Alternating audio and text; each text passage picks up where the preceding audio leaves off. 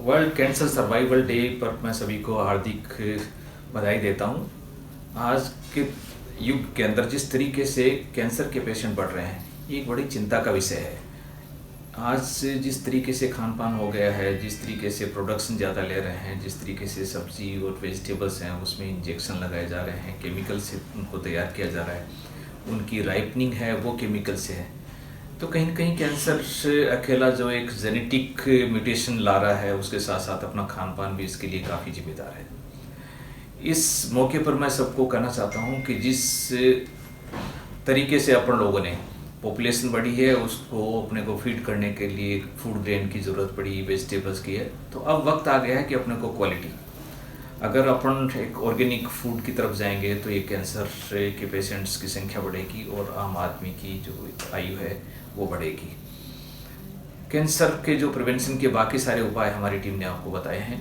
आप स्मोकिंग नहीं करें, आप अपनी एक रेगुलर दिनचर्या रखें, आप फैट को अवॉइड करें, आप रेगुलर अपनी एक कैंसर स्क्रीनिंग प्रोग्राम्स हैं जो हम लोग डॉक्टर्स बताते हैं, उसको आप प्रयोग में लाएं।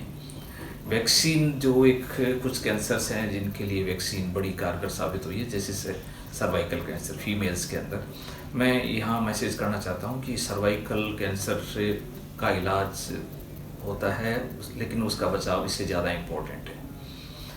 एक बार पुनः कैंसर सर्वाइवर्स को मैं एक बहुत बहुत बधाई देता हूँ। आपकी विल पावर अच्छी है और आप लोग सर्वाइव करते हो, जिंदा रहते हो, उसके लिए आप खुद भी इसके लिए भागीदार हो। हमारी डॉक्टर फ्रेटर्निटी आपकी हेल्प के लिए तैयार है। Thank you very much.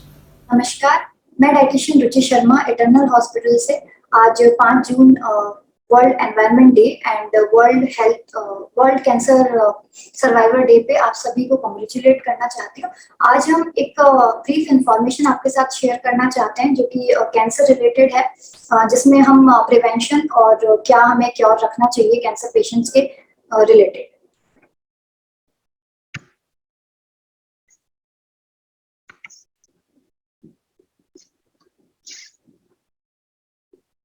So basically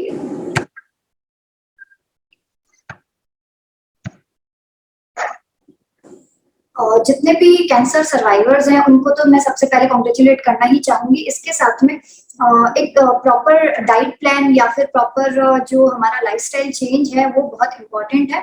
और कैंसर के जो थ्रेट है उससे हमें बचने के लिए जो पर्टिकुलर चीजों को फॉलो अप करना चाहिए, उससे पहले मैं ये बताना चाहूंगी कि क्या मेजर चीजें हो सकती है जिनकी वजह से कैंसर जो है वो किसी भी पेशेंट किसी भी पर्सन को हो सकता है, जिसके अंदर हमारी जो लाइफस्टाइल चेंजेस हैं या जो हमारी पर्टिकुलर डिजीजेस हैं, जो हमारी कोमॉर्बिडिटीज होती हैं, जैसे ओबेसिटी हो सकता है, या अगर आपको पहले से डायबिटीज है, या अगर आपको कोई न्यूट्रिशन डेफिशिएंसी है, या आपका पर्टिकुलर डाइट प्लान जो है वो करेक्ट नहीं है, तो बहुत सारे को फैक्टर ऐसे हो सकते हैं जो आपको कैंसर को लीड करते हैं।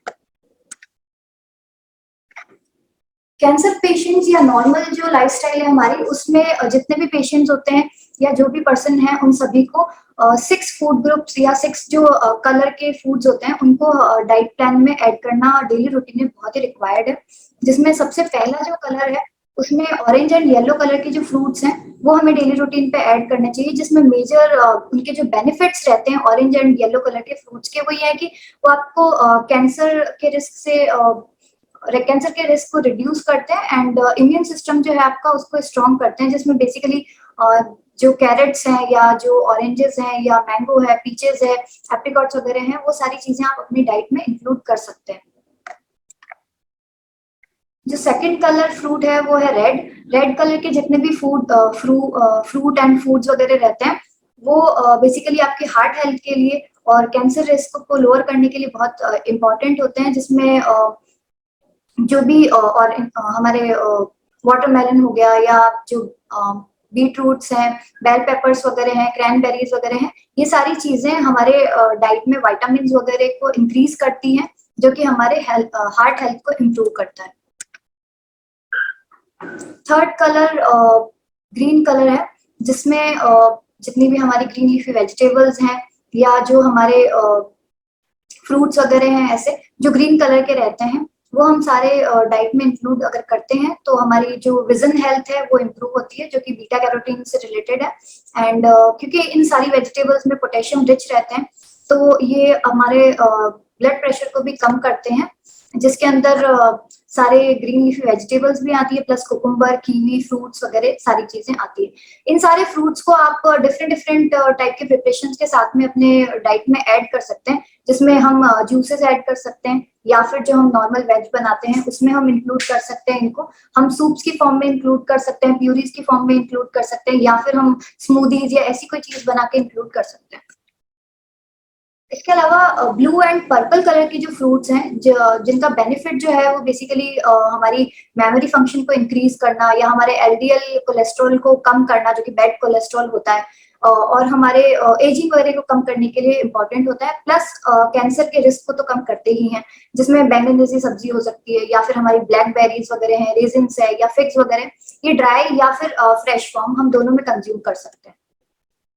जितनी भी हमारी फिजिकल एक्टिविटी है वो भी बहुत इंपॉर्टेंट है। हमने डाइट क्या लेना है, हमारे क्या डाइटरी सोर्सेज होने चाहिए, इसके साथ में ओवरऑल डे के अंदर कुछ बेसिक जो लाइफस्टाइल के अंदर हमें इंक्लूड करने की रिक्वायरमेंट है वो एक्सरसाइज।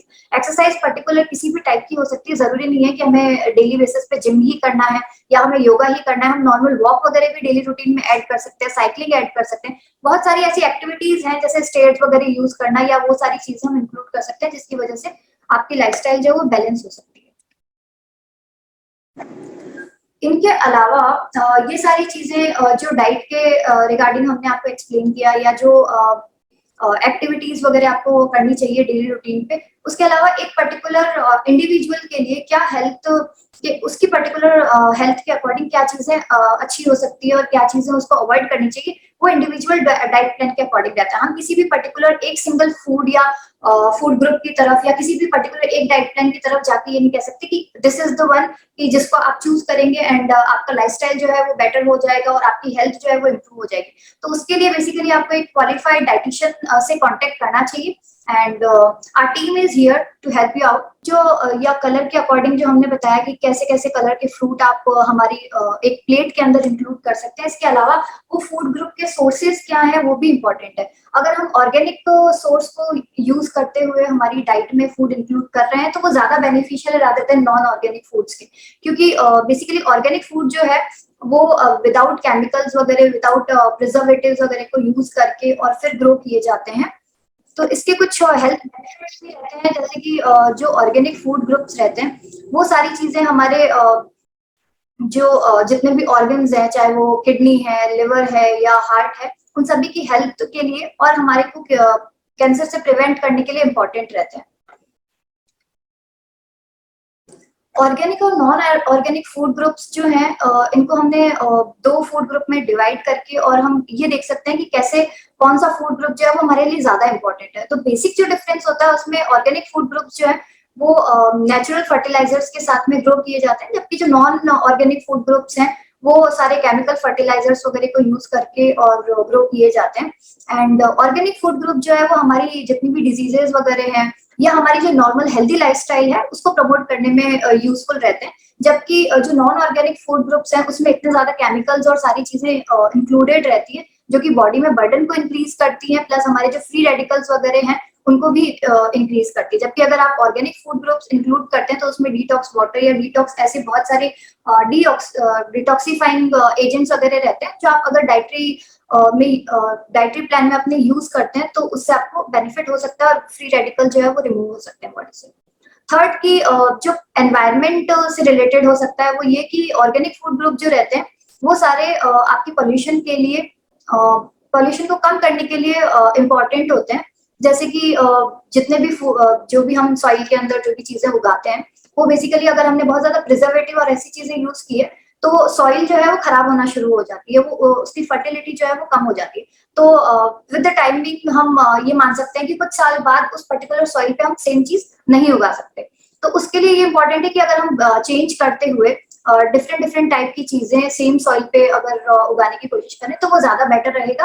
प्लस हम बिना केमिकल फर्टिलाइजर्स वगैरह यूज करें ऑर्गेनिक खाद वगैरह का अगर हम उपयोग करते हैं, चाहे वो हमारी किचन गार्डनिंग के फॉर्म में हो सकता है या हम हमारा का जितना भी स्पेस अवेलेबल है घर में, चाहे वो टेरेस पे हो या कहीं पर भी बालकनी वगैरह में, आप छोटे छोटे पौधों के साथ में शुरुआत कर सकते हैं। तो इस तरीके से आप किचन गार्डनिंग वगैरह कर सकते हैं, जिसमें हम अगर टमाटो यूज करना चाहते हैं तो आप टमाटो सबसे पहले लगा सकते हैं, या हमारे जो ग्रीन लीफी वेजिटेबल्स है जैसे पालक है, धनिया है, ऐसी चीजें आप ऑर्गेनिकली ग्रो कर सकते हैं। तो आपके किचन में बेसिकली जो अमाउंट है या कॉस्ट जो हमारे को रहता है वो भी थोड़ा कम हो सकता है। जैसे अभी आपने देखा, हमारी डाइटिशियन ने आपको बताया किस तरीके से आप घर पे ही किचन वेस्ट को यूज़ करके आप कंपोस्ट बना सकते हैं और छोटा सा वेजिटेबल गार्डन आप घर पे ही उगाकर हेल्दी वेजिटेबल्स अपने घर में आप ग्रो कर सकते हैं। तो फ्रेंड्स, अभी आगे एक छोटा सा वीडियो है जहाँ पे मैंने खुद से अपने घर में किचन गार्डन बनाया है, जहाँ पे डेली के वेजिटेबल्स मैंने उगाए हैं, जैसे ग्रीन लीफी वेजिटेबल्स है, पालक है, मेथी है, धनिया है, टमाटर है, और मैंने अपने किचन वेस्ट को ही मैन्योर में कन्वर्ट करके अपने किचन गार्डन में यूज़ करा है। तो फ्रेंड्स, बेशक आपके पास छोटी जगह हो या बड़ी जगह हो, तो आप घर में अपने वेजिटेबल्स उगा सकते हैं। ये कैंसर प्रिवेंशन के लिए बहुत इंपॉर्टेंट है। जो पेशेंट्स कैंसर से सर्वाइवल है, कैंसर के सर्वाइवल हैं, उनके लिए और आगे भी हम सबको, ताकि हमारा जो खाना पीना है ऑर्गेनिक रहे, तो उसके लिए हम छोटा सा एफर्ट अपनी तरफ से करके किचन गार्डन अपने घर में बना सकते हैं और हम अपने किचन वेस्ट को मैन्योर में कन्वर्ट कर सकते हैं। तो फ्रेंड्स, आगे देखिए, एक छोटे से वीडियो में मैं आपको दिखाया है कि मैंने ये कैसे करा है अपने घर में। Why don't we grow food that is grown organically using organic methods of farming? In organic farming, we are not using any artificial pesticides and fertilizers or any genetically modified organisms. In organic farming, we are using compost, that is homemade fertilizers. This homemade fertilizer is prepared through your own kitchen waste. And organic farming, friends, is very easy. It can be done by everybody. Even if we have a small space, we can do organic farming. And organic food is also good for those persons who have got any kind of allergies to food or any preservatives, and we have seen that the symptoms are often less after they are eating organic food. Now friends, let me show you how I have been doing at my own place. See, you can use black polythene bags like I have been using here. In this polythene bags, I am putting the fertilizers and the seeds of any plants that I want to grow. Like you can see, I am growing brinjal at my place. Like this, I have grown many kind of vegetables like brinjals, cauliflower, broccoli, carrots, even tomatoes. In winters, I had grown almost 50 to 60 kgs of tomato in a season. And the fertilizers that I have used in this method, that is prepared through the method of compositing through my own kitchen waste. Let me show you, friends, how you can do it. This is the compost bag that I had purchased online, but it is not necessary that you have to purchase the whole material like this. You can take any bucket from your own house and drill holes in the bucket. In that bucket, you have to put the kitchen waste daily. When we are putting a layer of kitchen waste, after putting the waste, you can put a layer of dried leaves on the waste, and again the next day you can put the kitchen waste.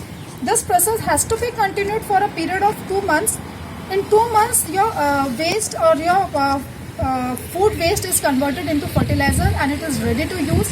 You just have to take the fertilizer, you have to sieve it, and then it is ready to use. This is the fertilizer that I had been using. So friend, and this polythene bag is also very easy. You can buy it from any shop from where you're getting all the kitchen gardening materials. So in this way, friends, while following the metabolic balanced diet plan, we can grow our own food, organic food at our own house by preparing the fertilizers through your own kitchen waste. You're reducing you're making the environment free of any chemicals or any waste.